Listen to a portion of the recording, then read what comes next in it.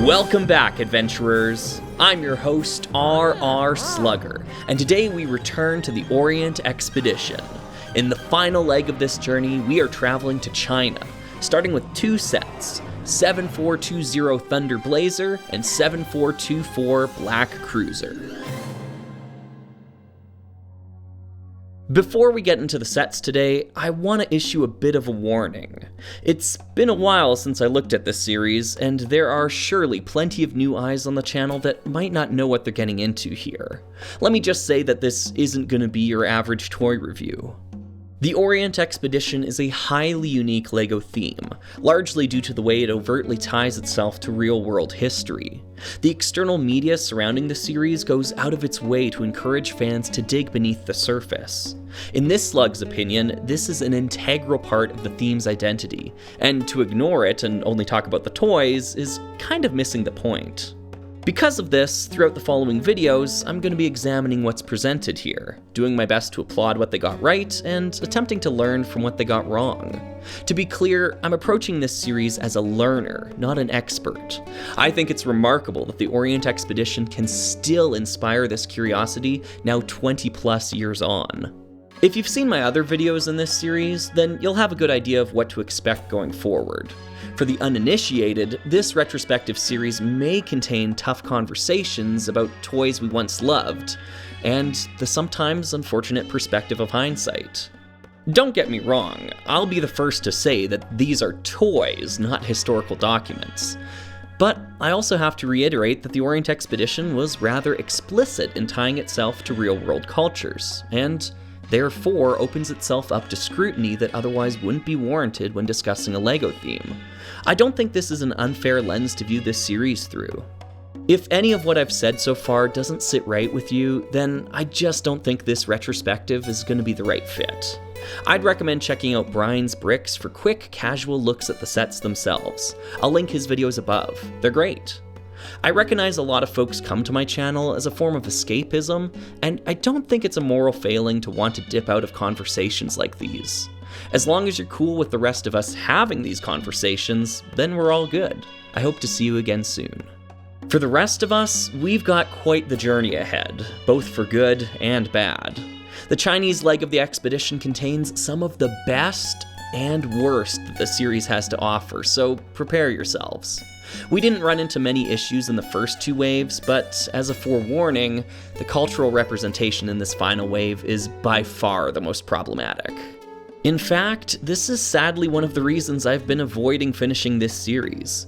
It isn't a comfortable subject to tackle, and some folks don't take to the conversation well. I got the expected pushback on the Indian and Everest legs of the journey from folks who wanted me to stick to the toys or whatever, but with the Chinese leg, I frankly don't know what to expect. Some folks in the West get really weird when the discussion shifts to Eastern cultures.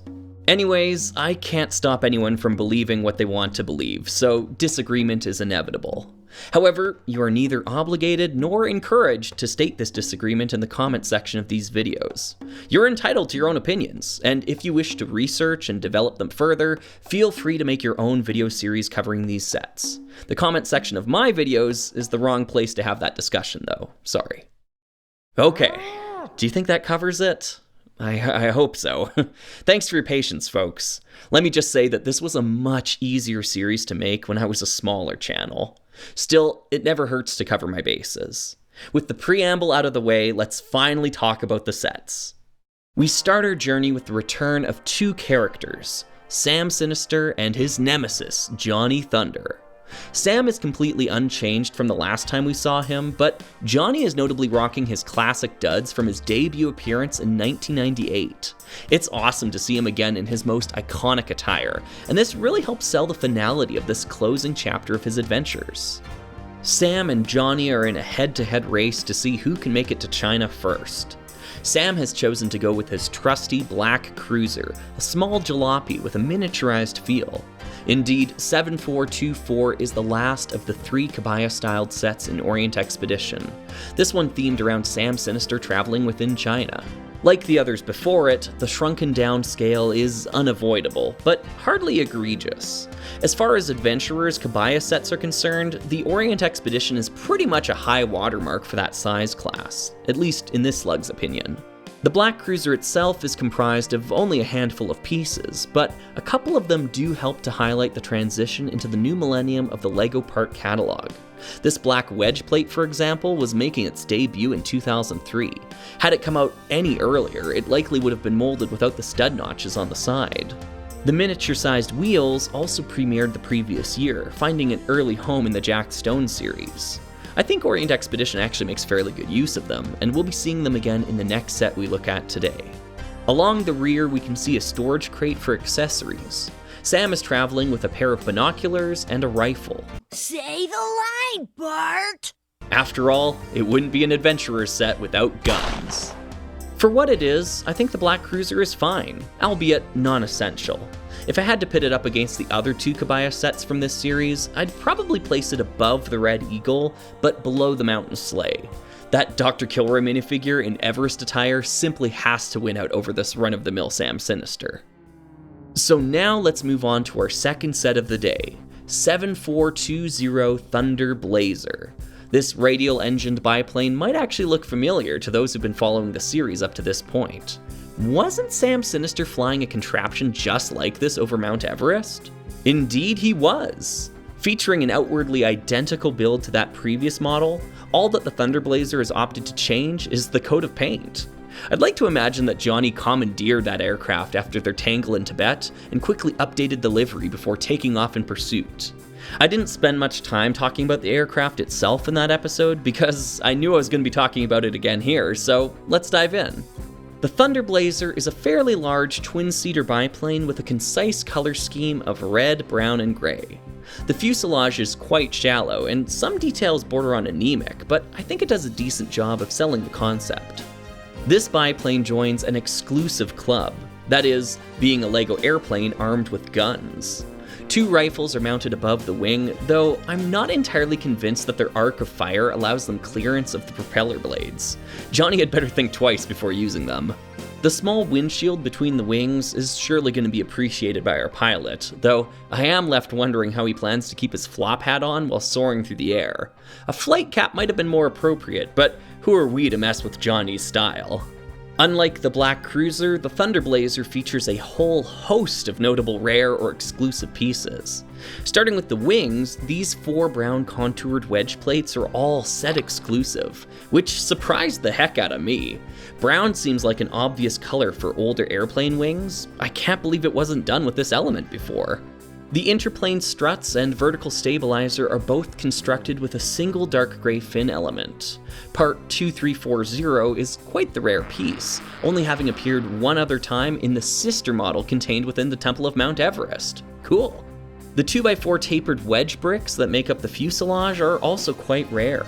Their molds had only just been introduced in 2002, so this is another case of the new molds, old color phenomenon that we've seen throughout the Orient Expedition. Lastly, this large red radial housing for the engine was making its final appearance in this color here. Previously, it had been featured in a classic town set, the Eagle Stunt Flyer, and, well, this is turning into a mini Plastic Planes episode, but I want to compare the two because they share a lot of similarities. Right off the hop, we can see that the engine housing and prop design is nearly identical, with the Thunder Blazer making good use of the more appropriately sized blades. The difference in interwing height causes the windshield of the Eagle Stunt Flyer to be placed above the wing, rather than between them. I think I prefer both of these forward-facing details on the Thunder Blazer.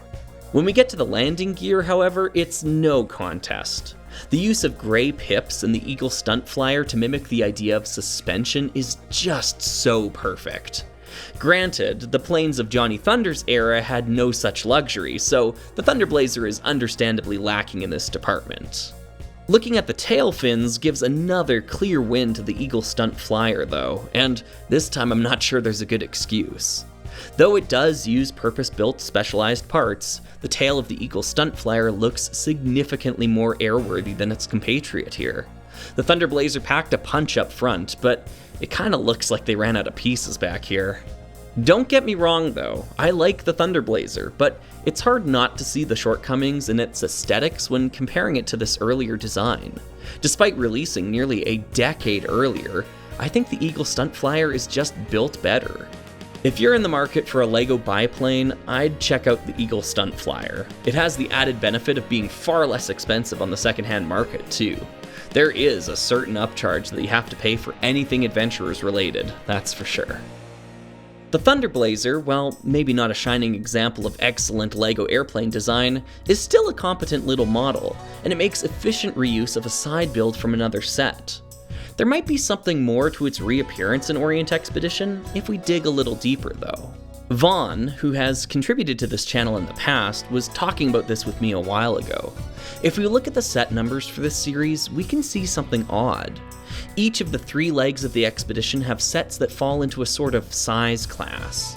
Starting with the biggest sets and working backwards, we have the final temples for each area: 7419, 7418, and 7417. Then we have the large transport sets: 7416, 7415, and 7414. Then we have the monster encounter sets: 7413, 7412, and 7411. Notice a pattern yet? Lastly, we have the small introductory sets for each region: 7410, 7409, and 7408. Except we don't. The Thunderblazer isn't set 7408. It's actually 7420, placing it after the final set in the series. Now, set numbers aren't like serial numbers on the back of a guitar or something. Oftentimes, these numbers simply have no apparent rhyme or reason. However, when presented with a pattern like this, that also coincidentally reuses a design taken from another set, it leads a slug to wonder.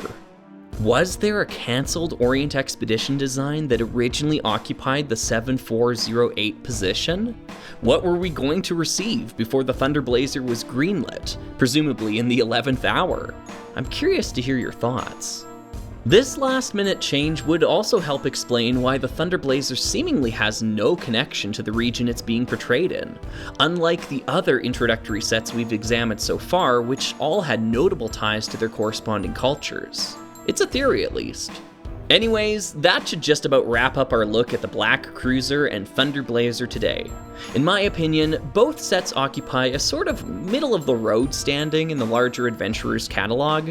There are worse sets, but there are a lot better too.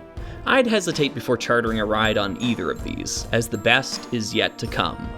Thanks for watching, everyone. I've been your host, R.R. Slugger, and I'll see you next time for another adventure.